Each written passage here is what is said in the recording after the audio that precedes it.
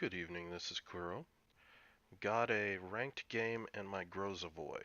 Finally had a CV game and figured I would elaborate on how I play the infamous Grozovoy.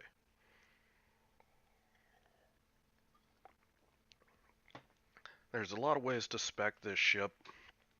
For me, um, I almost always have mine AA and gun spec. If you'll notice, 6.7 kilometer concealment.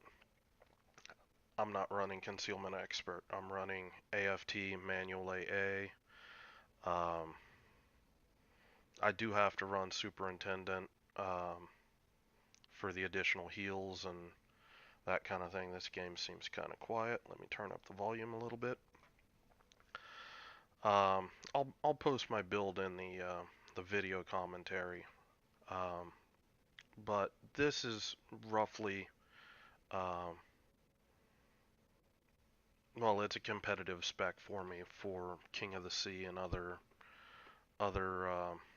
competitions where, for whatever reason, my team's decided they want to have a close in uh, into cap AA presence, and they don't need, you know, uh, the gearing torp angles and stuff like that. So that's typically when Grozovoy gets the nod in the competitive world.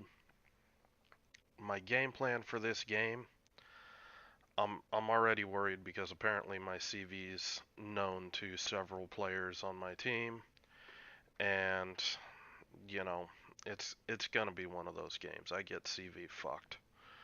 Um, Best I can do is, just play the best I can. There's no sense getting stressed, frustrated, throwing in the towel and doing dumb shit in the game. Um, just play the best you can. That's all you can do, and it's just what we're kind of stuck with. I don't see this thing changing anytime soon. I mean, the CV rework, I'm not really a fan of what it does to CVs. It probably will help, the discrepancy that you're going to see here because my CV, for starters, take a look at his fighter position versus the enemy. He's literally fighting all over enemy enemy anti-air, and he gets his clock cleaned. That's his number one mistake in this game. When you play CVs, and I guess I'm going to be doing like a partial CV commentary, even though I'm not really a CV player, you need to think about the map in terms of influence with your or with your allied AA, because you likely have the same sort of, roughly the same damage capacity, locking up fighters, that kind of thing. I, I miss basic firing training. I would have wrecked these planes if I had basic firing training, but I'd rather have the additional heal. Um, the enemy CV wisely pulls his planes back. This is actually the first time I've played this configuration with basic firing training. I thought I'd get a lot more plane kills than that, letting him come in and then popping defensive fire, but it didn't work out. So it is what it is. Could have been bad RNG, whatever. But I know the CV's coming for me again. He knows my defensive fire is going to be on cooldown. I also turned off my AA quicker to try to get it back. Basically start the cooldown quicker. Now what I'm going to do here, I'm going to kite out. Now this is a misplay. Flying fighters into, you know, there's nothing around me. He's throwing fighters away like that. So the red CV, he's not, a, he's not playing this 100% clean.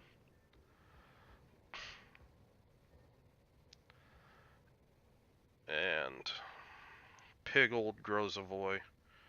Um, I mean, the best you can do in this case, if you're not able, I overturned a little bit there. I was just going too fast. Um, best you can do in that instance, make sure you eat it on the bow or the stern, and you'll take reduced damage. And I mean, this is why I run, the extra heal too. It will help in these instances where you unfortunately eat a torp. Uh, our Des Moines, decided to bow on out in the open, and you know, bad things happen, yada yada. I'm going to turn around, I'm going to get into C. Really, what I wanted my team to do was work together and just start pressuring A. It's a CV game. Most likely, the bulk of the enemy team isn't going to leave their cap for most of the game. So, the guy just basically sit in here and pick the guys off one at a time that start trying to work their way across the cap. Um, and what I'm going to do here, I'm going to push into this island, and I'm basically going to, make a giant AA fortification in this cap. If you look, my AA range pretty much covers all of C cap. Um, I get plane spotted, and I'm just going to go ahead, turn it on, and I'm just going to leave it on. I can't really be shot back in here. Wanted to make sure that I was going to get in here, not have any cheeky battleship AP coming in here. Um, but I've got manual AA, so make sure I'm clicking my targets. Now, ironically enough, if you have a good CV, um, the enemy fighters are the target that you should be using defensive fire on, and trust your CV to clean up the enemy strike package with his fighters.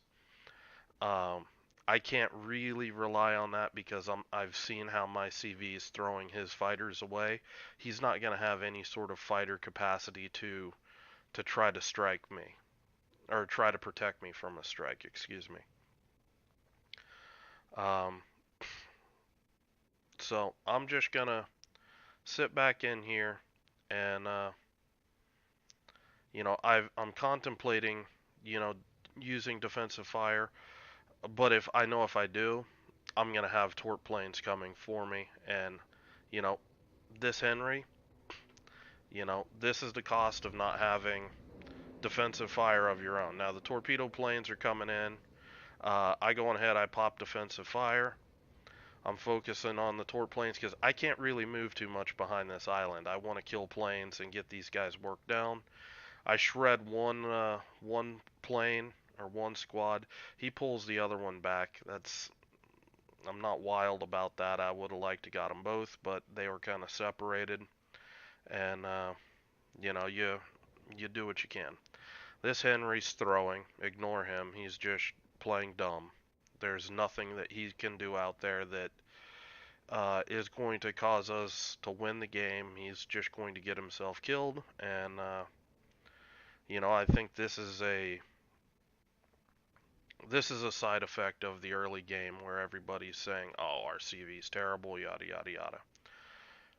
Click, always click, even if you don't have manual AA. Clicking gives you an extra 30% on your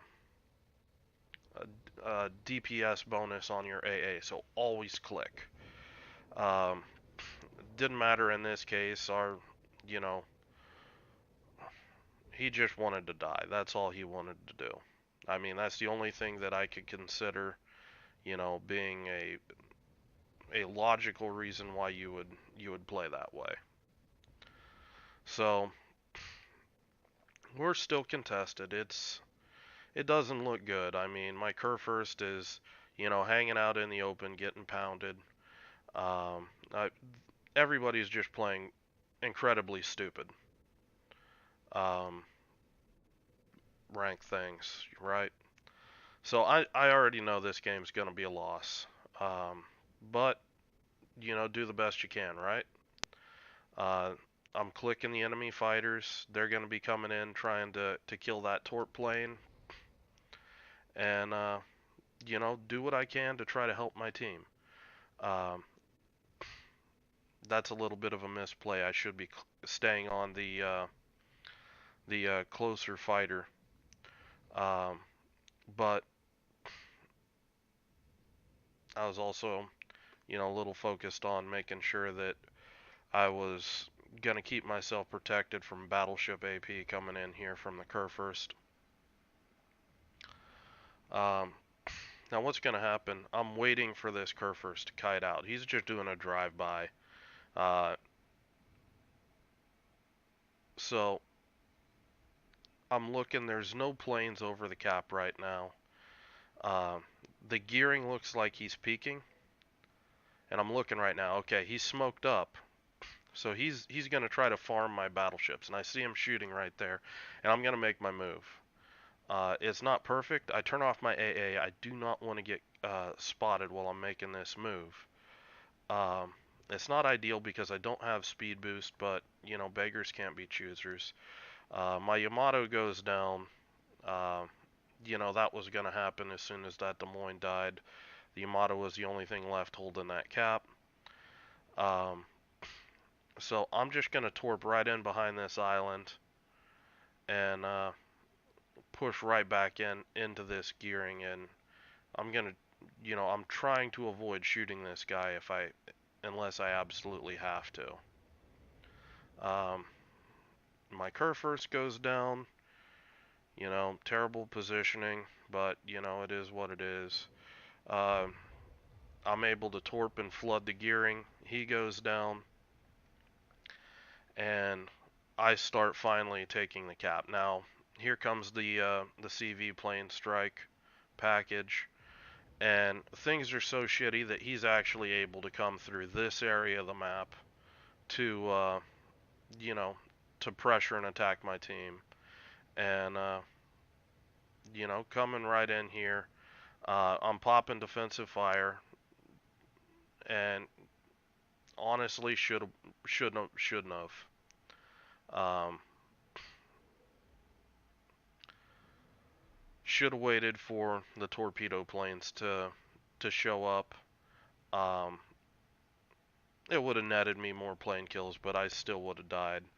Um, Now I'm actually curious about this drop that I get here, because it looked like there was some desync between my screen and and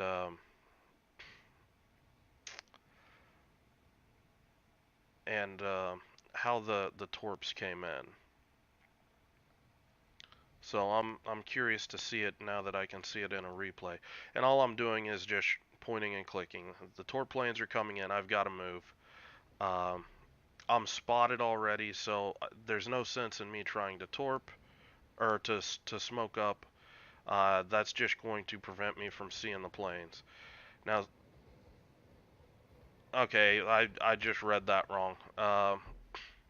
I read that the planes were actually coming more in on my broadside, and at the last second he basically changed clicked and dropped basically my turn, and that's just a good drop there.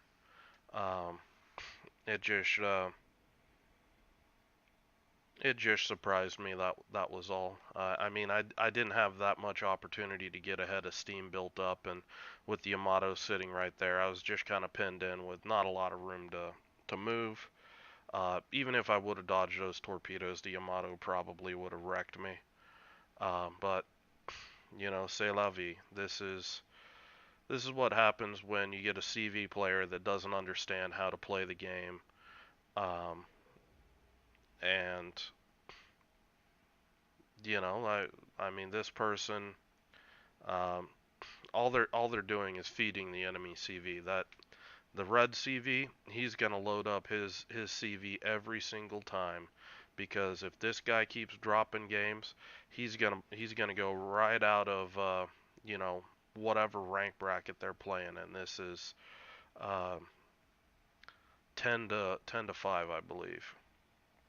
Um, So, yeah, there's the results. I got the bag the enemy DD, 34 plane kills, and because of that, you know, save the star. Um, it happens. I mean, I don't like this mechanic. Um, I did every. I wasn't playing to save a star. At the entire way, I was playing the best I could for my team trying to kill as many planes as I can, that were attacking my allies around the cap. Most of them probably were running hydroacoustic search, and were completely unprepared for a CV. Um, that is what it is. I mean, that's just the meta, and CVs, they get to run roughshod over anyone when they can actually get a game, because everybody has spec so far away from AA. Taking a look at the plane kills, I did want to elaborate more on this. Um, you can tell where I had to use my defensive fire. I couldn't really trust my CV to protect me, so I had to use my defensive fire on the strike package. Really, I prefer to use it on the fighter package, because killing the fighters will eventually give my team control of the skies, which is control of the spotting.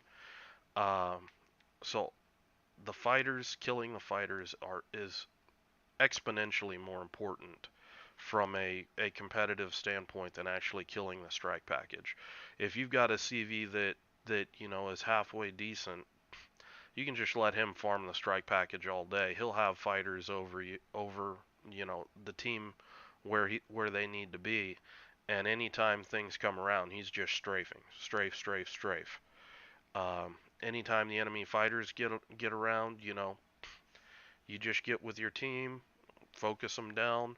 Uh, I also like to use defensive fire to make sure that I kill them quick, so my allied CV doesn't lose a lot of fighters, in these click engagements. Um,